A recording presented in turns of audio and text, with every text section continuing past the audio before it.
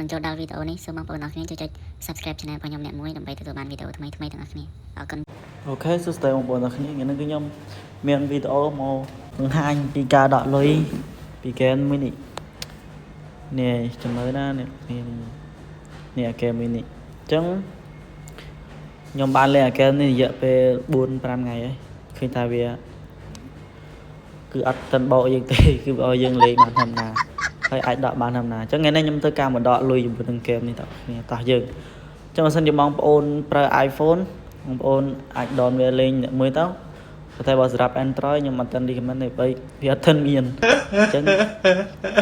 តោះចាប់ដើមចូលមក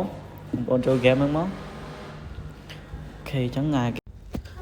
អូខេអញ្ចឹងហ្គេមហ្នឹងគឺចូលមកវាឲ្យយើងលេងយកត្បូងពេជ្រហ្នឹងនេះខ្ញុំចូលអ្នកនរគ្នាមើលនេះចូលទៅយើងបាញ់ធម្មតាតែខ្ញុំអត់លេងទេខ្ញុំចេញមកវិញ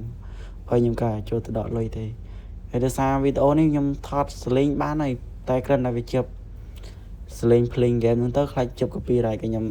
អាត់សលេងម្ដងទៀតហើយអញ្ចឹងតាកតងហ្គេមនេះដូចអាប់ហៅដែលខ្ញុំយើងអល់ថ្ងៃគឺយើងលេងឲ្យបានពេជ្រនឹងក្រប target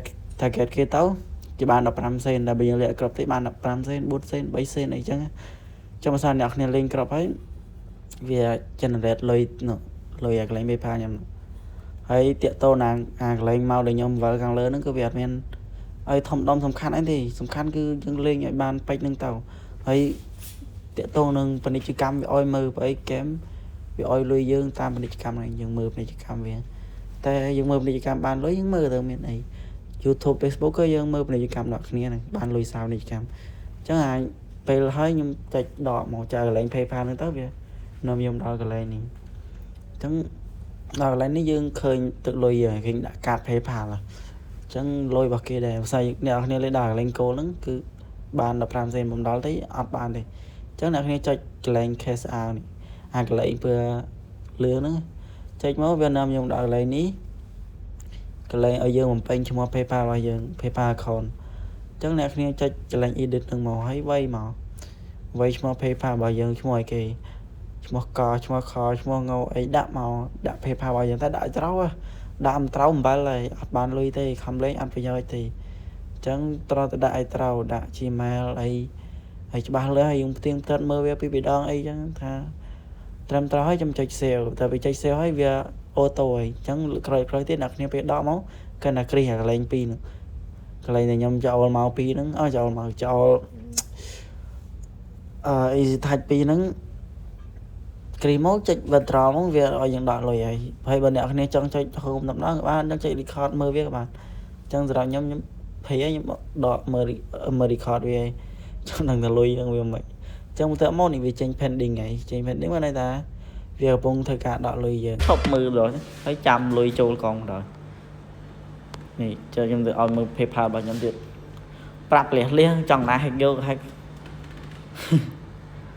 តោះនេះលុយរបស់ខ្ញុំមាន$2.39អញ្ចឹងខ្ញុំចាំមើលតើគ្នាថាវានឹងឡើងដល់ប្រមាណលុយចូលវិញអត់តោះយើងបានហើយខ្ញុំបិទសិនបាទអូខេអ្នកនរគ្នាគឺលុយក៏បានចូលកងរបស់ខ្ញុំហើយនេះ46សេននេះចូលហើយនេះចូលមើលសិន notification គឺបានផ្ញើមើលហើយណែឃើញអត់នេះលុយឈ្មោះ game នឹងបាគូ game គោលស្ដីទេចេះអានទេនេះអ្នកគ្នានេះគឺលុយចូលហើយ46សេនឃើញអត់ខ្ញុំអត់កុហកទេ game តែលេងគឺបានអញ្ចឹងតែគ្រាន់តែវាបានតិចហើយយើងមើលពាណិជ្ជកម្មដូចទៅ Facebook អីដែរហ្នឹងចឹងហ្គេមនេះអត់បោកទេហ្គេមហ្នឹងគឺដកលុយបានទេអ្នកគ្នាបើហ្គេមណាដកលុយអត់បានខ្ញុំអត់យក review ក្នុង YouTube ឲ្យអ្នកគ្នាមើលនឹមជេរខ្ញុំឯនេះមើលហ្គេមនេះអត់អាហ្គេមពីរនេះអត់កណើតនេះដឹងកាលវាអស់ទេតែបើហ្គេម1 2 3នេះអានេះអត់ទាន់ដឹងទេខ្ញុំកំពុងតែសាកតែបាននេះមួយជួរនេះអាមួយនេះអានេះគឺដកបានតែអានេះអត់ទាន់គ្រប់ដកទេនេះអានេះមិនហ្គេមទេអានេះដឹងស្អីទេតែខ្ញុំចេះលេងចឹងចឹងវីដេអូគឺមានប៉ុណ្ណឹងអ្នកគ្នាបើពេញចិត្តកុំភ្លេច Subscribe Channel របស់ខ្ញុំឲ្យឆាប់គ្រប់គោលការណ៍ផងអរគុណច្រើនបាយ